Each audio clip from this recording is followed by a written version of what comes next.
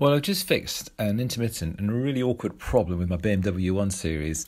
Sometimes it would start for anything between about 2 to 20 seconds and just die. And usually after a few attempts, it would eventually restart. Sometimes, though, it would take anything up to 2 hours before it was willing to start again. And very often, but not always, I would get this drivetrain error message. Basically, what's happening is it's a fuel delivery problem. I did have to call the breakdown services a couple of times, and they put their diagnostics on it, and it came up with a message saying low pressure on the high pressure fuel pump. And it's quite a misleading message because, well, the high pressure pump is the one that powers up the injectors in the engine, and that's actually fine. There's nothing wrong with it at all. But there's also a low pressure pump that sits inside the tank. Yeah, you heard me correct. It does actually sit submerged in petrol inside the tank, and it acts as a primer, basically pushing fuel from the back to the engine. And this wasn't faulty either. The problem was it's just not coming on, and that's because the relay that switches it on was failing intermittently. So what was happening was the engine was just starting up on the fuel that was left in the fuel lines between the tank and the front. And once that's depleted, the engine's then just going to be starved of fuel, and it will just stop until that relay is willing to kick in. And the great news about this is it's really easy to change, and I'll show you how to do that in a minute. And it only cost me £17 from my local BMW dealership.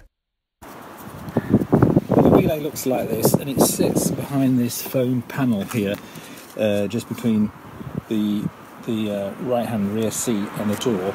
And to get this panel off, it's easy to take down the back of the seat here, and it's held on this panel by quite a strong clip up here, and then two down the bottom here as well. And you need to get basically two hands to pull this away, to pry it away. It is quite a tug, but it's very doable. And best if you do it from both sides, and use two hands and try and get it as straight as possible. And once it comes out, you'll see the relays, bright blue relays, sitting just about here.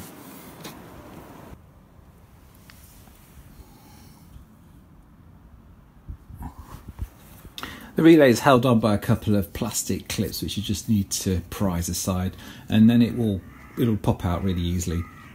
And it might be worth noting, for when you put it back, there's a little electrical diagram embossed on the side which faces forward, but you really can't go wrong with this because the pins are just to one side. It will only fit one way, and even the lugs that hold it down with the clips, they're not even symmetrical. You can see on that side it's quite away from the edge, and on the other side it's right close. It really will only go one way, so you won't have a problem putting it back. So you just need to insert the new relay into its holder there, and it will snap very easily into place. And then you just need to put the foam panel back.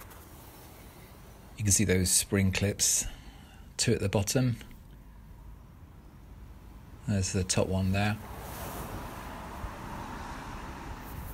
The top one fits into that little plastic retainer. It is quite loose, you have to wobble that one around to make it line up properly. And there's a slot for one of the bottom clips. And the other one fits into that little black hole there.